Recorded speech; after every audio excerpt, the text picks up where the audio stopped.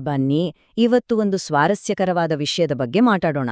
ಮಕ್ಕಳ ಮನಸ್ಸಿನಲ್ಲಿ ಅಚ್ಚಳಿಯದೆ ಉಳಿಯುವಂಥ ನೆನಪುಗಳು ಅಸಲಿಗೆ ಹೇಗೆ ಹುಟ್ಕೊಳ್ತವೆ? ದೊಡ್ಡ ದೊಡ್ಡ ಸಂಭ್ರಮಗಳಿಂದಾನಾ? ಇಲ್ಲ. ಬದಲಿಗೆ ಚಿಕ್ಕ ಚಿಕ್ಕ ತುಂಬಾನೇ ಸಾಮಾನ್ಯ ಅಂತ ಅನ್ಸೋ ಕ್ಷಣಗಳು ಹೇಗೆ ಅದ್ಭುತ ನೆನಪುಗಳಾಗಿ ಬದಲಾಗ್ತವೆ ಅನ್ನೋದನ್ನ ಈ ವಿಶ್ಲೇಷಣೆಯಲ್ಲಿ ಅರ್ಥ ಮಾಡ್ಕೊಳ್ಳೋಣ. ನೋಡಿ, ಈ ಒಂದು ಸಾಲು ಇದೆಯಲ್ಲ, ಒಂದು ಸಾಮಾನ್ಯ ದಿನವನ್ನು ಅವರು ಎಂದಿಗೂ ಮರೆಯಲಾಗದ ನೆನಪಾಗಿ ಪರಿವರ್ತಿಸುವುದು. ಇದು ಕೇವಲ ಒಂದು ವಾಕ್ಯ ಅಲ್ಲ, ಇದುವೇ ನಮ್ಮ ಇವತ್ತಿನ ಇಡೀ ಚರ್ಚೆಯ ಜೀವಾಳ. ಹಾಗಾದ್ರೆ ನಮ್ಮ ಮುಂದಿರೋ ಮೂಲ ಪ್ರಶ್ನೆ ಏನು? ಹೇಗೆ ಸಾಧ್ಯ ಒಂದು ಸಣ್ಣ ಸರಳವಾದ ಕ್ಷಣ ಜೀವನ ಪೂರ್ತಿ ನೆನ್ಪಲ್ಲಿ ಉಳಿಯೋದು ಅಂದ್ರೆ ಸುಮ್ನೆನಾ? ಈ ಪ್ರಶ್ನೆಗೆ ಉತ್ತರವನ್ನು ಒಂದು ಸುಂದರವಾದ ಕಥೆಯ ಮೂಲಕನೇ ಕಂಡುಕೊಳ್ಳೋಣ ಬನ್ನಿ. ಸರಿ, ಹಾಗಾದ್ರೆ ಆ ಕಥೆ ಏನು ಅಂತ ನೋಡೋಣ. ನಮ್ಮ ವಿಶ್ಲೇಷಣೆಯ ಕೇಂದ್ರಬಿಂದುವೇ ಈ ಕಥೆ.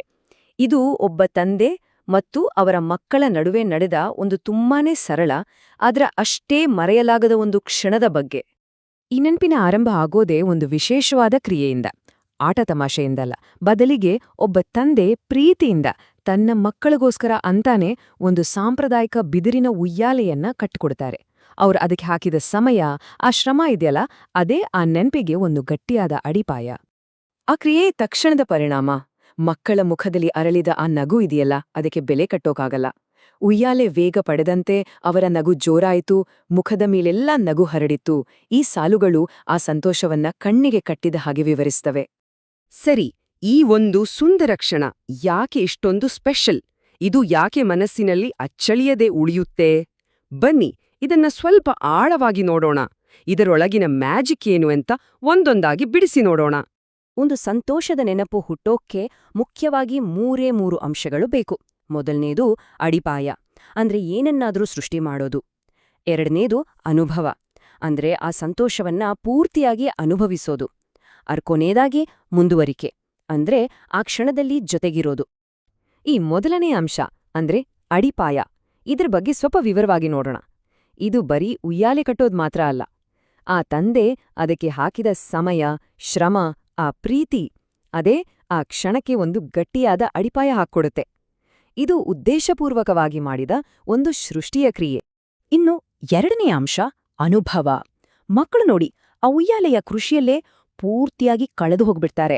ಆ ಕ್ಷಣದ ಪ್ರತಿ ಸೆಕೆಂಡನ್ನು ಆಸ್ವಾದಿಸ್ತಾ, ಅಂದ್ರೆ ಬೇರೆ ಯಾವ ಯೋಚನೆನೂ ಇಲ್ಲದೆ ಆ ಕ್ಷಣವನ್ನ ಸಂಪೂರ್ಣವಾಗಿ ಜೀವಿಸ್ತಾರೆ.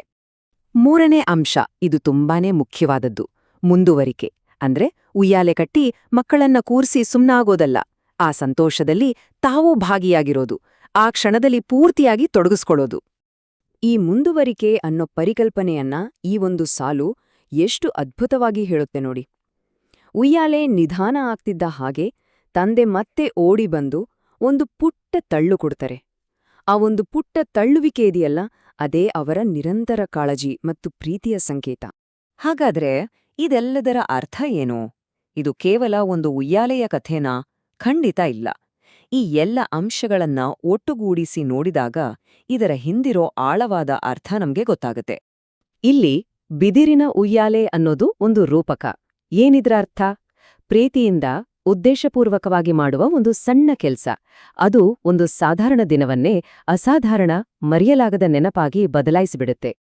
ನೋಡಿ, ಆ ಸೃಷ್ಟಿ, ಆ ಅನುಭವ, ಆ ನಿರಂತರ ಉಪಸ್ಥಿತಿ, ಈ ಮೂರೂ ಸೇರಿದಾಗ ಅದು ಬರೀ ಒಂದು ಉಯ್ಯಾಲೆಯಾಗಿ ಉಳಿಯಲ್ಲ. ಅದು ಪ್ರೀತಿ, ಭದ್ರತೆ, ಒಂದು ಶಾಶ್ವತ ನೆನಪಿನ ಸಂಕೇತವಾಗ್ಬಿಡುತ್ತೆ. ಅದಕ್ಕೆ ಅದು ಅಷ್ಟು ವಿಶೇಷ. ಸರಿ, ಇದೆಲ್ಲದರಿಂದ ನಾವು ಕಲಿಬೇಕಾದ ಪ್ರಮುಖ ಪಾಠವಾದು ಏನೋ?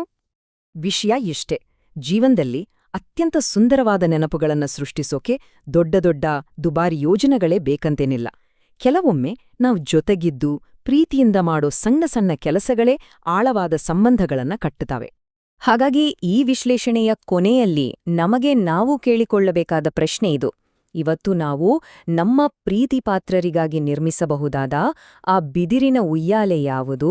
ಒಂದು ಸಾಮಾನ್ಯ ದಿನವನ್ನ ಅವಿಸ್ಮರಣೀಯವಾಗಿಸಲು ನಾವು ಮಾಡಬಹುದಾದ ಆ ಸಣ್ಣ ಪ್ರಯತ್ನ ಯಾವುದು? ಸ್ವಲ್ಪ ಯೋಚನೆ ಮಾಡಿ.